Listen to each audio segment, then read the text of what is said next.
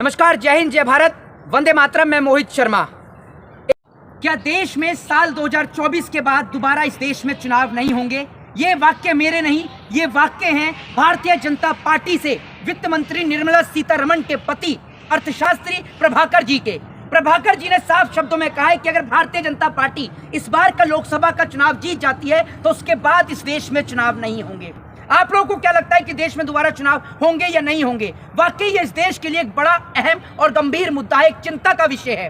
और आप सोचिए कि भारतीय जनता पार्टी से वित्त मंत्री निर्मला सीतारमण के पति अर्थशास्त्री प्रभाकर जी का यह बयान है। हम इस बयान को नजरअंदाज नहीं कर सकते। इससे पहले भारतीय जनता पार्टी के एक नेता का बयान आया कि हमारी सरकार आने के बाद हम देश के संविधान को बदल देंगे। मुझे ऐसा लगता है कि जिस तरीके से ये बयान सामने आ रहे हैं, नरेंद्र मोदी सरकार इस चुनाव के बाद कहीं इस देश के अंदर लोकतंत्र को ही समाप्त ना कर दे। ये बड़ा ही गंभीर विषय है। मैं देश के लोगों से कहना चाहता हूं कि सोशल मीडिया के माध्यम से, तमाम प्लेटफॉर्म के माध्यम से लोगों को जागरूक करने का काम करें। आप कानून और संविधान का प्रयोग करते हुए अपनी आवाज को उठाएं और इस बार बहुत ही सोच समझकर वोट करें, क्योंकि ये वोट इस देश का भविष्य तय करेगा कि इस देश का भविष्य उज्जवल होगा या इस देश का भविष्य बर्बाद होगा। फिर 2.25 आंख वाले बाबा रामदेव की मुसीबत बढ़ती नजर आ रही है। बाबा रामदेव जो कि अपने फर्जीवाड़े के मामले को लेकर कल सुप्रीम कोर्ट के अंदर उनकी सुनवाई है। कोर्ट ने साफ कह दिया है, लताड़ते हुए बाबा रामदेव के वकील को, कि कोर्ट से उनको किसी भी तरीके की कोई राहत नहीं मिलेगी। जब कोरोना के समय में लोग मर रहे थे, कोई ऑक्सीजन की कमी के कारण, कोई किसी चीज़ के कारण, उस समय पर ये 2.25 आंख वाले बाबा रामदेव जो है फर्जीवाड़ा कर रहे थे, कह रहे थे कि उनके पास उसकी दवाई है।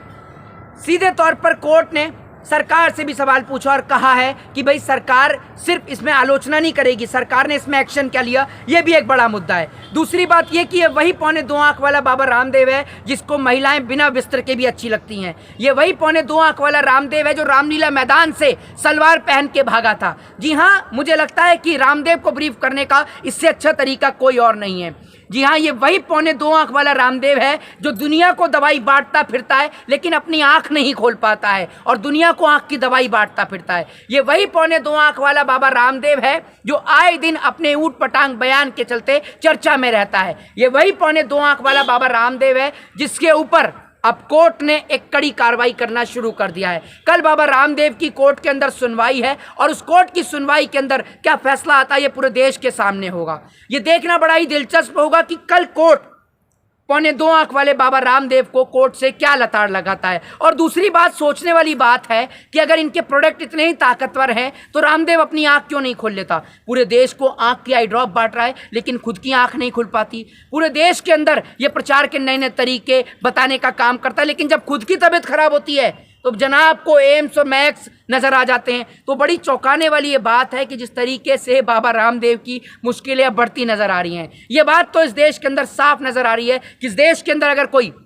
जवाब दे सकता है गलत को तो वो इस देश के अंदर देश का सर्वोच्च न्यायालय, देश की अदालत है जिसके ऊपर लोगों का आज भी भरोसा है। और यही देश की सर्वोच्च अदालत है जिसने चंडीगढ़ के अंदर मेयर चुनाव की धांधली को पकड़कर वहां पर कार्रवाई करने का काम किया। अगर इस देश का सर्वोच्च न्यायालय नहीं होता तो इस देश के अंदर कब का डिक्टेटरशिप यानी तानाशाही स्थापित हो गई होती। आप लोग इस पूरी वीडियो पर क्या राय है, क्या प्रतिक्रिया? अपनी प्रतिक्रिया जरूर दें। जय हिंद, जय भारत, वंदे मातरम।